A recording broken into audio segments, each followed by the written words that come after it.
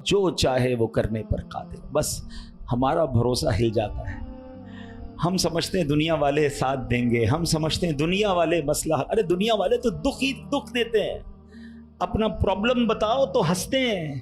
ہم سے کہتے فکر نہ کرو, دوسروں کو بتاتے دیکھو اس کا یہ مسئلہ ہے, یہ فلاں کام کے لیے آیا تھا, اتنی بڑی بڑی باتیں کرتا ہے, اس کا یہ مسئلہ ہے. ہمارے مسئلے کو انجوائے کرتی ہے دنیا, کون ساتھ دیتا ہے آج؟ مگر جو ہمارے عیبوں پر پردہ ڈالنے والا, جو ہمیں بچپن سے لے کر آج تک نوازنے والا, جو ہمارے گناہ ہونے کے باوجود ہمیں عطا کرنے والا ہے, وہ ہمارا رب کریم ہے. ارے جو ہماری ماں سے زیادہ ہمیں چاہنے والا ہے, ہم اسے کیوں نہیں پکارتے, اس کی طرف توجہ کیوں نہیں کرتے؟ حالانکہ اس کی رحمت تو اس کے دروازے کھلے ہوئے ہیں, وہ تو دینا چاہتا ہے. مگر کاش جو توجہ ریکوائرڈ ہے, جو دل سے دعا مانگنا ہے, وہ اللہ مجھے اور آپ کو نصیب فرما دے. اور پھر اللہ کو پکارے نا. میں نے کہا نا گناہ گاروں کا بھی وہ رب ہے, وہ نیکوں کا رب تو ہے, وہ گناہ گاروں کو کیسے نوازتا ہے. ایک اور واقعہ سنو, عیون الحکایات, یہ بڑی پیاری کتاب ہے مکتبۃ المدینہ سے, اگر آپ اسے لیں گے تو اس میں بڑی زبردست واقعات موجود ہیں. ماجرا یہ ہے کہ حضرت بکر بن عبداللہ فرماتے ہیں کہ پچھلی قوموں میں ایک بہت سرکش, غیر مسلم اور ظالم بادشاہ تھا. وہ اللہ پاک کی نافرمانی میں حد سے بڑا ہوا تھا.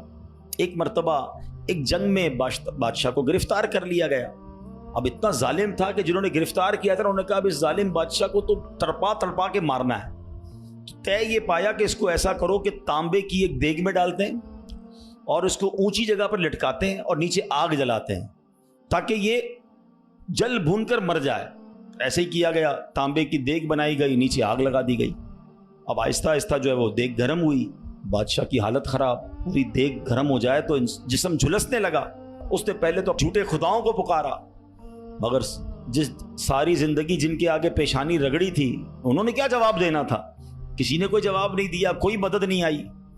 اللہ اکبر. اب جب سب امیدیں ٹوٹ گئی نا, سب اس کو پتہ چل گیا کہ اب میرا آخری وقت آ گیا, اب میں گیا, اب میں مارا جاؤں گا. تو اب یہ بادشاہ جو تھا مسلمان نہیں تھا, اس نے مسلمانوں کے رب یعنی خداوند قدوس کو پکارنا شروع کر دیا. وہ کہتا ہے یا اللہ, یا رحمان, یا رحیم, مدد فرما دے, اور بلند آواز سے لا الہ الا اللہ پڑھنا شروع کر دیا. اب بادشاہ نے اس مشکل گھڑی میں اللہ سے توبہ بھی کی کہ اللہ مجھے معاف کر دے اور بس مجھے بچا لے, اب میں تیری عبادت کروں گا, اب تک جو کیا مجھے معاف کر دے. بلند آواز سے لا الہ الا اللہ. اس دیگ میں بیٹھا ہوا ہے, نیچے آگ لگی ہوئی ہے.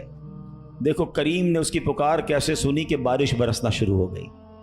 جیسے بارش برسی تو وہ آگ بجھ گئی, تو وہ گرمی تو آلموسٹ ختم ہو گئی, لیکن پھر اتنی تیز ہوا چلی کہ وہ دیگ رسیاں توڑا کر دیگ ہی اڑنے لگی. اچھا وہ بادشاہ لا الہ الا اللہ, لا الہ الا اللہ کی آوازیں بلند کر رہا ہے اور دیگ اڑ رہی ہے. اب دیگ اڑتے اڑتے اڑتے غیر مسلم قوم کا جو قبیلہ تھا وہاں جا کے گر گئی. اب جب وہاں گئی تو لوگ حیران کہ یہ کیسی دیگ ہے جو اڑتے ہوئے آ رہی ہے, اور اس میں ایک بندہ بیٹھا ہوا ہے, وہ لا الہ الا اللہ, لا الہ الا اللہ پڑھ رہا ہے. تو جب وہ غیر مسلم قریب آئے تو اس بادشاہ نے باہر نکل کر اپنا واقعہ سنایا کہ سنو, میں غیر مسلم تھا, اپنے اللہ کے سوا جھوٹے خداؤں کی پوجا کرتا تھا, میں نے کلمہ پڑھا, اللہ نے اس مصیبت سے نکال دیا اور مجھے یہاں پہنچا دیا, پورا گاؤں کلمہ پڑھ کر مسلمان ہو گیا. اللہ کی جو نا قدرت کے نظارے ہیں, اللہ ایسے نکالتا ہے بندے کو کہ سمجھ بھی نہیں آتی. بات وہی ہے کہ دل سے اسے پکارنا ہے, مگر دل سے گر گڑا کر توجہ کے ساتھ, فوکس کے ساتھ, پھر دیکھو آپ کی مشکلیں کیسے ٹل جاتی ہیں. تو اللہ کرے کہ ہم پیارے آقا علیہ الصلوۃ والسلام کی سنت پر عمل کرنے والے بن جائیں. ایک بار خود نبی پاک کے ساتھ بڑا حیران کن واقعہ پیش آیا. یہ 3 ہجری غزوہ غطفان کا موقع تھا. پیارے آقا علیہ الصلوۃ والسلام صحابہ کرام کو لے کر سفر پر روانہ ہوئے. ایک مقام پر پڑاؤ کیا تو صحابہ کرام کچھ فاصلے پر ٹھہرے اور نبی پاک علیہ الصلوۃ والسلام اکیلے ایک درخت کے نیچے تشریف فرما ہو گئے. غیر مسلم جو ہر وقت نبی پاک کو معاذ اللہ نقصان پہنچانے کی ٹرائی کرتے رہتے تھے, پلان کرتے رہتے تھے, ان میں سے غیر مسلم اچانک کہیں سے آیا ہاتھ میں ننگی تلوار, اور نبی پاک اکیلے, کوئی اس وقت صحابہ بھی قریب نہیں تھے. تو پیارے آقا علیہ الصلوۃ والسلام کے بالکل سامنے آ گیا اور بڑے تکبر کے ساتھ, بڑے جس کو کہتے کر و فر کے ساتھ کہتا ہے اے محمد صلی اللہ تعالی علیہ وسلم, اب بتائیے آپ کو مجھ سے کون بچائے گا؟ آپ کے ساتھ تو کوئی بھی نہیں ہے, آپ اکیلے ہیں, میرے ہاتھ میں تلوار ہے. اللہ اکبر. نبی پاک کی توجہ اللہ کی طرف کیسی تھی؟ آپ نے صرف ایک جملہ کہا، ایک لفظ کہا، فرمایا اللہ. کیا نام ہے، دل کو کیسا سکون نصیب ہوتا ہے. میں اسے پکار رہا ہوں جو میرا خالق ہے، جو میرا مالک ہے، جو میرا پروردگار. پکارا کرو اسے، نام لیا کرو اس کا. کہو اللہ اللہ اللہ اللہ، پکارو اسے اللہ اللہ اللہ اللہ. ہائے ہائے ہائے، نبی پاک کی زبان سے لفظ اللہ نکلا تو غیر مسلم تو کانپنے لگ گیا، تلوار اس کے ہاتھ سے چھوٹ گئی. اب نبی پاک نے تلوار اٹھا کر کہا اب بتاؤ تمہیں مجھ سے کون بچائے گا. تھوڑی دیر پہلے تو وہ کہہ رہا تھا نا آپ کو کون بچائے گا، اب آقا کے ہاتھ میں تلوار ہے صلی اللہ تعالی علیہ وسلم. اب بتاؤ تمہیں کون بچائے گا. وہ کہتا ہے حضور مجھے بچانے والا تو کوئی بھی نہیں ہے، وہ مسلمان تو تھا نہیں. نبی پاک علیہ الصلوۃ والسلام نے اس کی بے کسی پر رحم فرمایا، اسے معاف کر دیا. آئے ہائے، نبی پاک کے ایسے اعلیٰ اخلاق دیکھے، وہ کلمہ پڑھ کر مسلمان ہو گیا. دشمن آ جائے تو چادر بھی بچھا دیتے ہیں، ہم معاف کریں گے. جان لینے آیا تھا آقا نے اسے معاف کیا. ہمارے مزاج کے خلاف بات کر دے ساری زندگی دشمنی لے لیتے ہیں، مجھے گالی دی، مجھے برا بھلا کہا، مجھے نقصان پہنچایا. کب تک بدلے لیتے رہو گے یار؟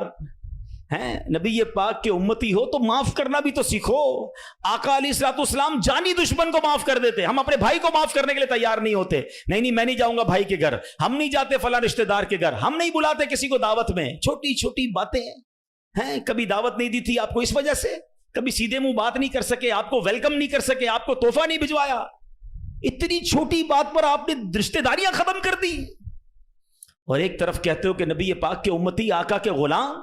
اچھا نعتیں سب کو یاد ہیں، یاد کرو نا، نبی پاک کی سنت پر تو عمل کرو، کسی کو تو معاف کرو. بندہ کہتا میں بتاتا ہوں مجھے گالی دی ہے، اب میں بتاتا ہوں. وہ ایک گالی دیتا ہے، ادھر سے 7 گالیاں جاتی ہیں. اور صحیح بات یہی ہے، جو کہتا ہے میں بتاتا ہوں، وہ واقعی بتا دیتا ہے وہ کون ہے، اس کے اندر کتنا گند بھرا ہوا ہے. اگر وہ آپ کے ساتھ برا کر رہا ہے تو آپ کو کس نے اجازت دی ہے برا کرنے کی؟ ایک عجیب سا جملہ مشہور کر دیا گیا ہے کہ جناب ہم شریف کے ساتھ شریف ہیں، بدماش کے ساتھ بدماش ہیں. مجھے آج تک سمجھ نہیں آیا کون سا بٹن لگا ہوا ہے آپ کے اندر بھائی. شریف کے ساتھ شریف ہوتے ہو، بدماش آتا ہے آپ بھی بدماش بن جاتے ہو، تو پھر تو آپ بھی بدماش ہوئے نا بھائی. شریف آدمی شریف کے ساتھ شریف ہوتا ہے، بدماش کے ساتھ بھی شریف ہوتا ہے، تبھی تو بدماش کی اصلاح ہوگی نا. مسلمان ہوا نا یہ شخص، نبی پاک نے معاف کر دیا. تو خدا را آقا کی سنت کو ادا کریں، اور جیسی بھی مشکل، جتنی بڑی مشکل ہو، آپ بس دعا کریں، اللہ کو پکاریں، اللہ کو یاد کریں، توجہ اللہ کی طرف جائے. اچھا ایک اور چیز، ایک اور ٹیسٹ کرتے ہیں. کوئی نقصان ہو گیا ہے، کوئی تکلیف ہو گیا، آپ ہم جس جنریشن کے، میں جس جنریشن کا ہوں، شاید اب تو ایسا نہیں ہے، جو بزرگ بیٹھے ان سے پوچھیں کہ ہماری مائیں یا ہماری نانی دادی بچے کو سلاتی تھیں تو ذکر اللہ کر کے سلاتی تھی.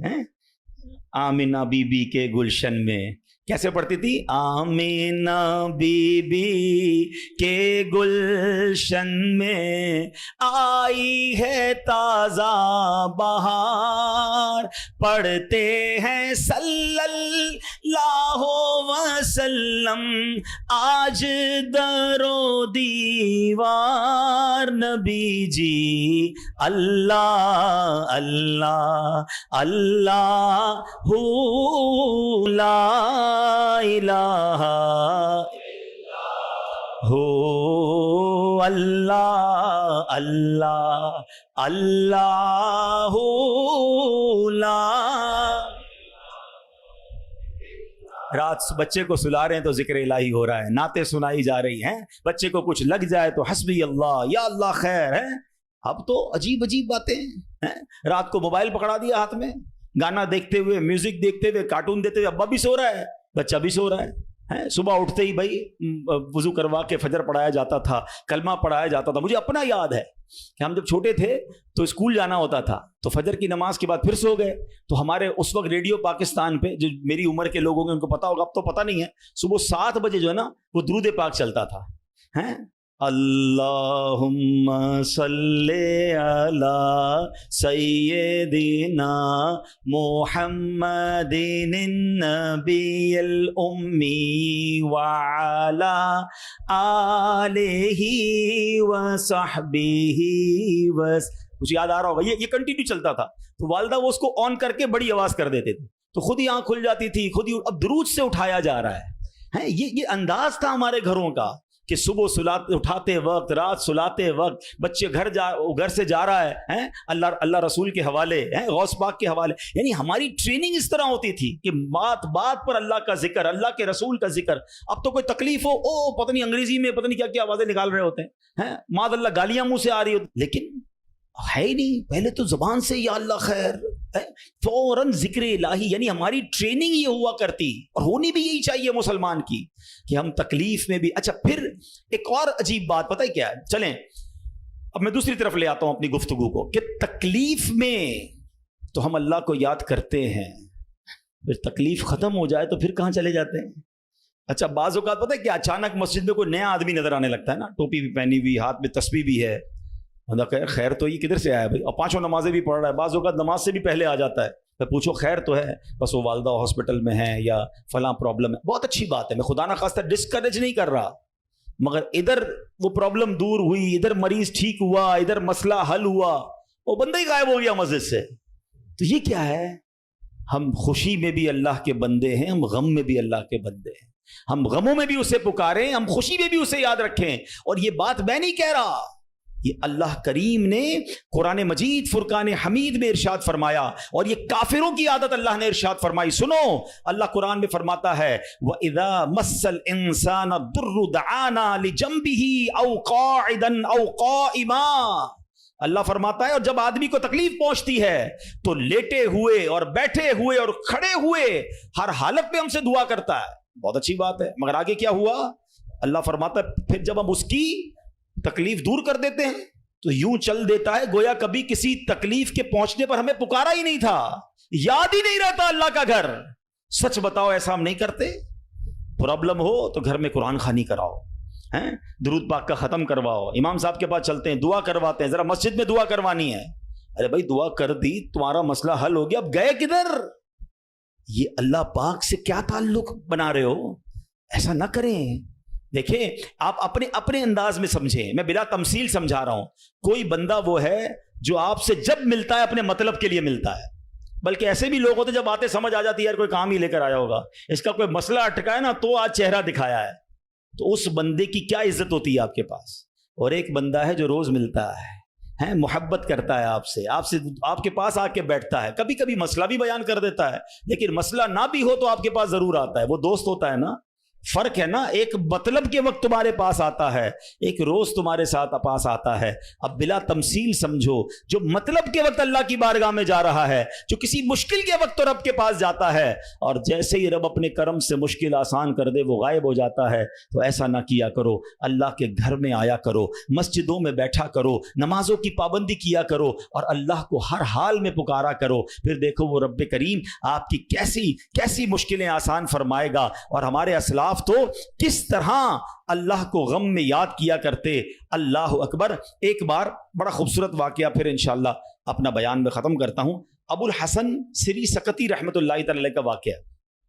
آپ کی خدمت میں ایک مرتبہ آپ کی ایک پڑوسن آئی اور عرض کرتی ہے کہ اے ابو الحسن, رات میرے بچے کو سپاہی اٹھا کر لے گئے اور وہ اسے بڑی تکلیف دیں گے, آپ کچھ کیجئے, میرے بیٹے کے لیے سفارش کیجئے.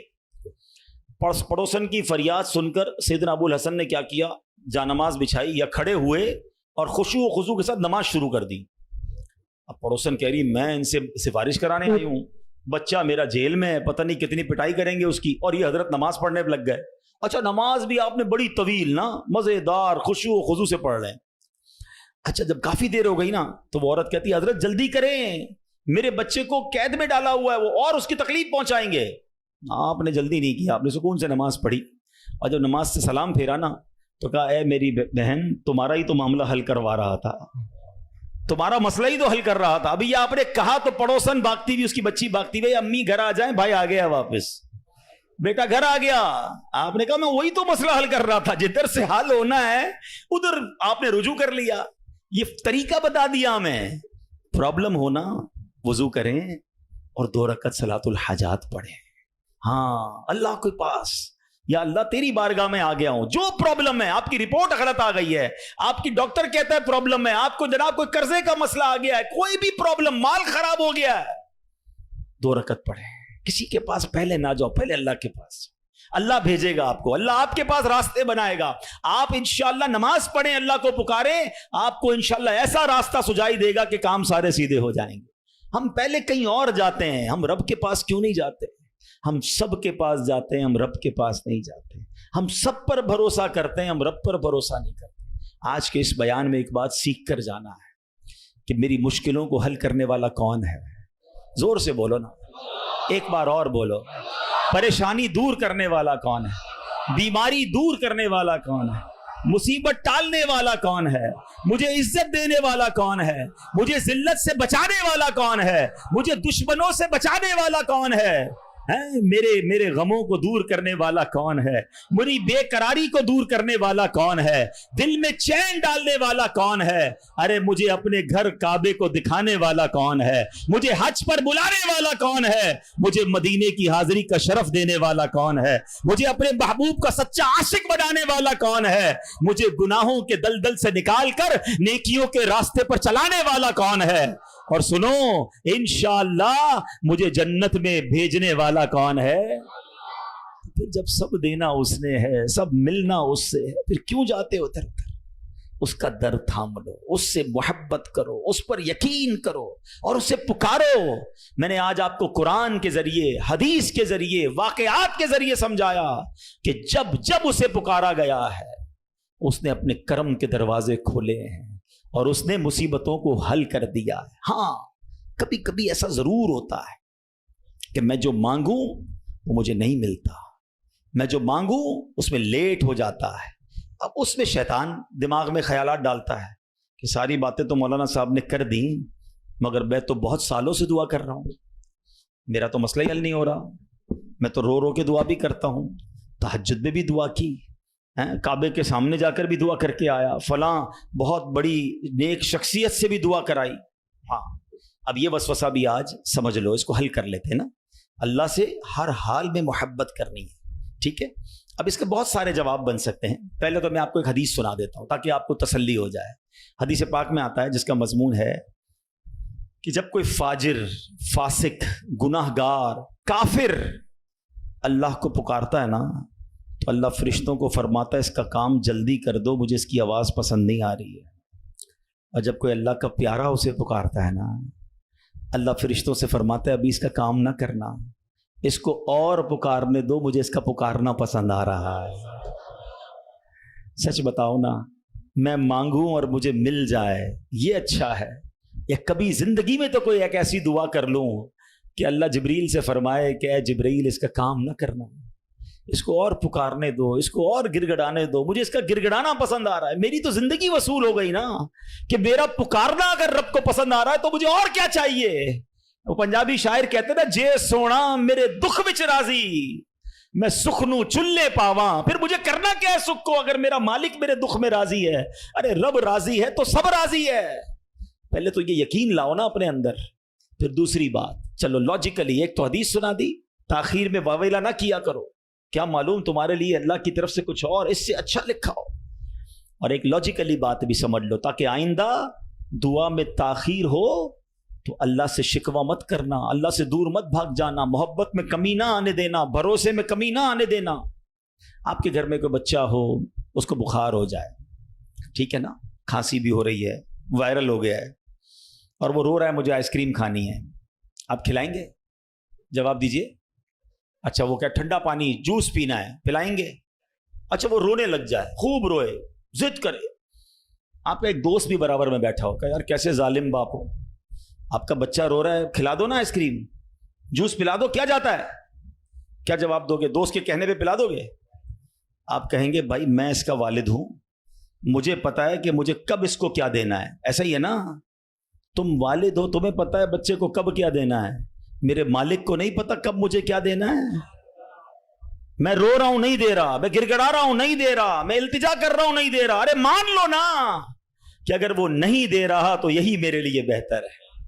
جس دن یہ یقین آ گیا نا تمہیں، پھر دعا کا مزہ ہی اور ہوگا، پھر اللہ کی محبت کا انداز ہی اور ہوگا. کام ہو جائے تب بھی یا اللہ تیرا شکر، کام نہیں ہو تب بھی یا اللہ تیرا شکر. تو بہرحال میرے پیارے اسلامی بھائیوں، یہ خوبصورت ماحول ہے دعوت اسلامی کا جو ہمیں اللہ کے قریب کرتا ہے، اللہ کے حبیب علیہ الصلوۃ والسلام کے قریب کرتا ہے، صحابہ، اہل بیت اور اولیاء کے قریب کرتا ہے، رب کی محبت ہمارے دلوں میں ڈالتا ہے. تو اے میرے پیارے اسلامی بھائیوں، اس ماحول سے وابستہ رہیں، اجتماعات میں آتے رہیں، دعوت اسلامی کے مدنی قافلوں میں سفر کریں تو انشاءاللہ محبت الہی میں اضافہ ہوتا رہے گا. آج اللہ سے ہم دعا کرتے ہیں کہ اللہ ہمیں اپنا سچا دوست بنا لے، اپنا پکا بھروسہ نصیب فرما دے اور ہمیں گناہوں بھری زندگی سے نجات عطا فرمائے. میرے اعمال کی اصلاح کرم سے